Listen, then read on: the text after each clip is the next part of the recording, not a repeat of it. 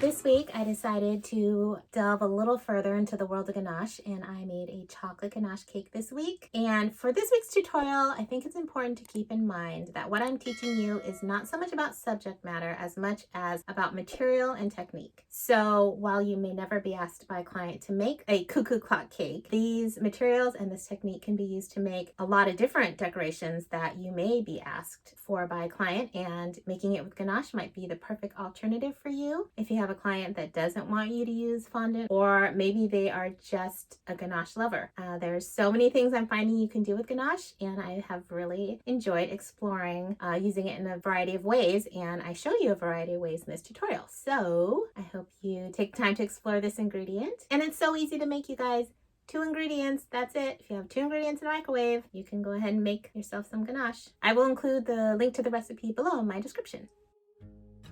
So to begin this cake, I drew out on parchment paper a little template of a cuckoo clock that I'm going to put on the front of this cake. I just got inspiration off the internet and kind of created my own simplified one, but if you are not comfortable doing that, again, just find one on the internet you like and maybe trace the elements you like, print it out and then trace the parts that you like. Something I did that made this easier is I just really concerned myself with half of the drawing, and then I folded it in half and traced it to the other side. That way I could get a symmetrical template, and then I just added some asymmetrical elements to it. So to make my stencil then, I just have packing tape.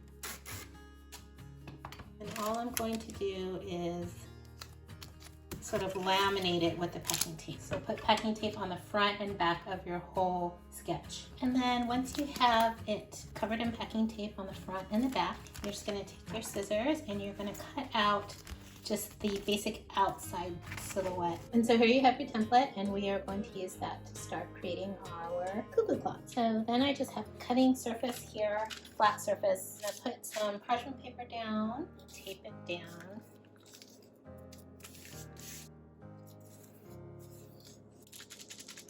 And I'm just going to spread out some ganache. Just depends on how thick you want your house to be. It's probably like 1/4 of an inch. And you want to make sure that it's big enough. And you're going to lay a second piece of parchment paper on top. Take your fondant smoothers and you're going to just rub it and even out the thickness. But also you're trying to push out the air bubbles. So you can see where the air bubbles are because of the light parchment. Get those out.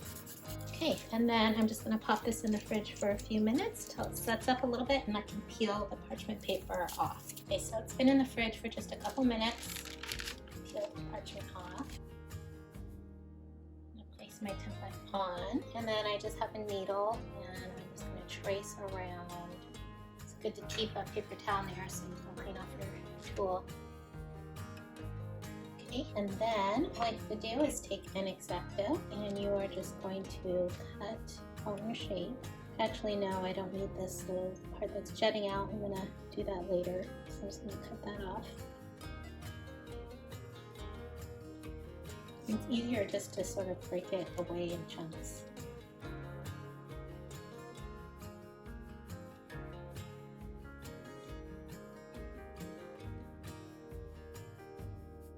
Actually, the chimney I can cut off as well and attach that later.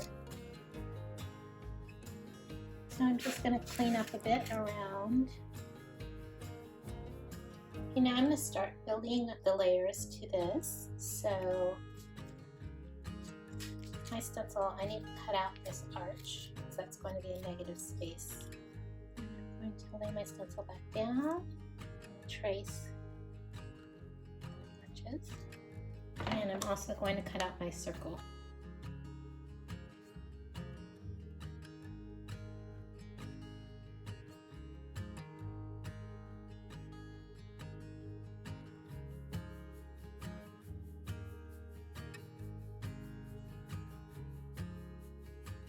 Then all you're going to do now is you're going to come in with your offset spatula. You are going to slide it underneath just to loosen it. Then I'm going to flip it over and just put a little ganache on the back, mostly down the middle.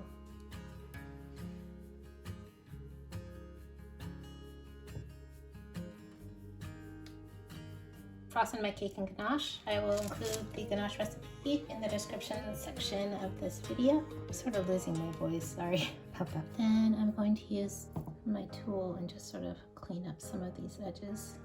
Get out any of these loose parts. So now for the little roof, I know I need 2 pieces that are this long, about.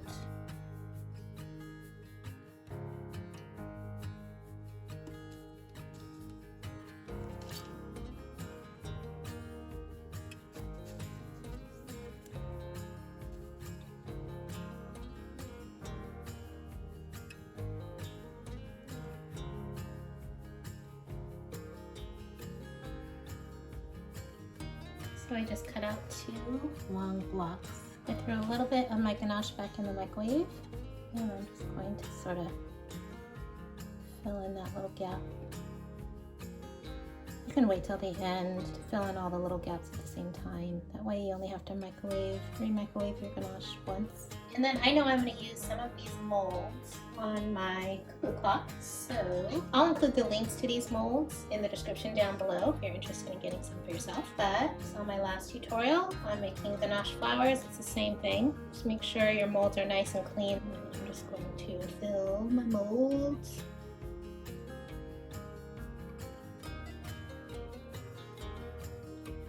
Okay, so I've got the molds I think I'm going to use filled. I can throw these in the fridge for a little bit, or I'm not going to be using them for a while, so I can just have them out at room temperature and they will firm up. And I'm going to make a second one that is just going to be a little thinner for some of the decorations at the top.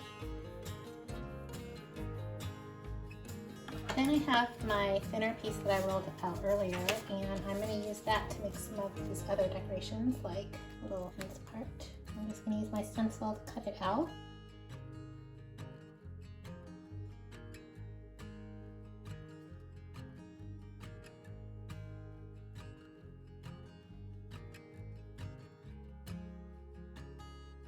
So to apply the decorations, if your ganache is too set up and it's not sticking very well, you can apply a little bit of water. You can apply a little bit of pressure, but you can't press down too hard because you don't want to break this edge here. So I'm just going to cut out all my pieces and stick them on, and then I will add detail to them after that. Now I'm just going to add a little bit of ganache to the chimney, and then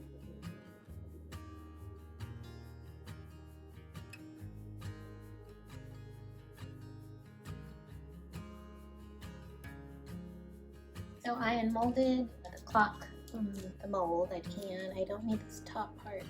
I'm gonna cut it off. I've melted some ganache and I put some into a little piping bag just to fill in this little area here. I got this pumpkin carving set online. It was seriously only $15 and it came with all this variety of tools. So I thought I would try it out for something like this. If you don't have it, it's fine. You can just use the tools I showed earlier, a needle tool, even a skewer to carve some of the lines in here. But I thought I would try it out.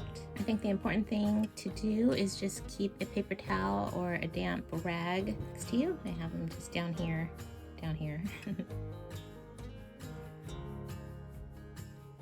So for me, the easiest thing seems to be to go in first with your needle or something thin like a toothpick and get your lines in. And then if you want to thicken the lines, you can go in with like a tool like this or like this that's a little thicker at the top. If you don't want to freehand, you still have your stencil that you made from earlier, so you can always hold it up here, hold it up to your piece, and you can scrape out the lines this way. You can cut from your stencil. If you want to use your stencil, you can just put a little vegetable shortening on the back. Place your piece and then fix your line. But I think I'm just gonna have fun and freehand it. I have my stencil to look at, but I don't care if it's exactly the same.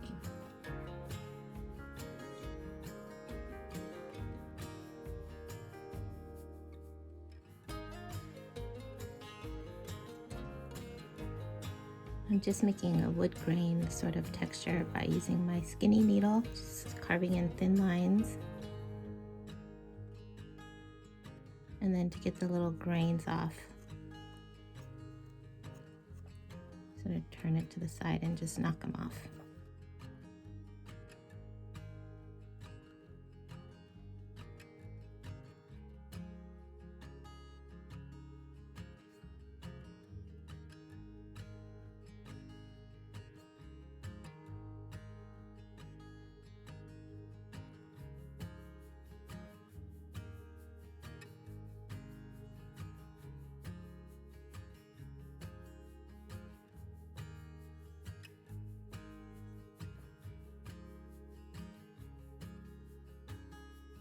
The whole process is actually really fun and relaxing. It's kind of like being a wood carver, something like that. You can make it as simple as you want or go in and add a bunch of details.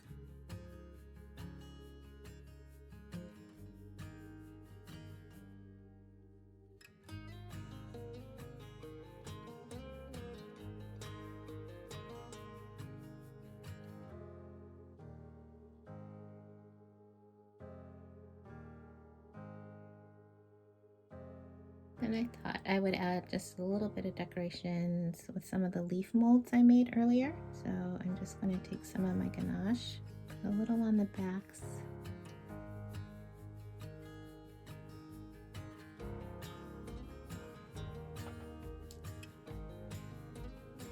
And just add a few here and there. So unfortunately, the only thing I couldn't get to work in ganache is the little bird, because the mold was just too small. So I did make him out of fondant. And I'm just going to stick him down with a little bit of ganache. Maybe we'll give him a little friend.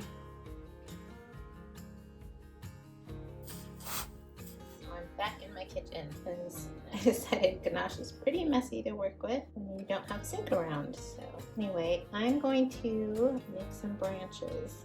So I've just got some 18 gauge floral wire and I'm just putting 2 together at a time just so they're more sturdy. So I made 3 and then I'm going to sort of braid all these 3 together, cut a larger branch.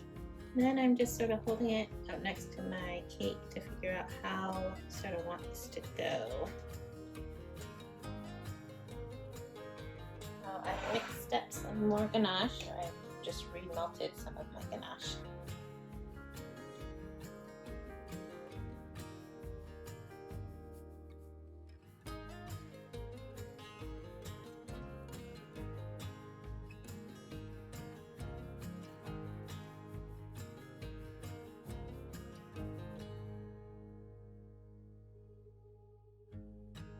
So I'm going to make a little nest to rest in my branch. So I'm just going to make it out of Rice Krispie treat because it's light and it's easy to mold. So I just use the little prepackaged ones because I always keep them on hand for little things like this. Like no need to make a whole big batch of Rice Krispie treats.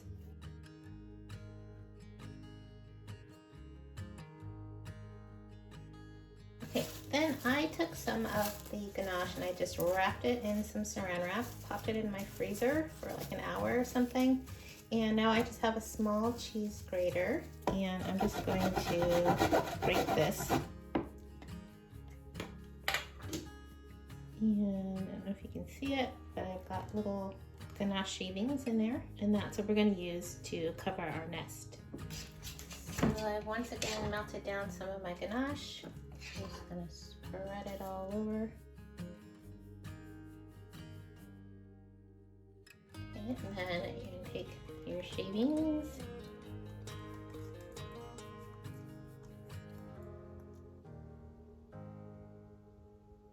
I'm not pushing them down too firmly.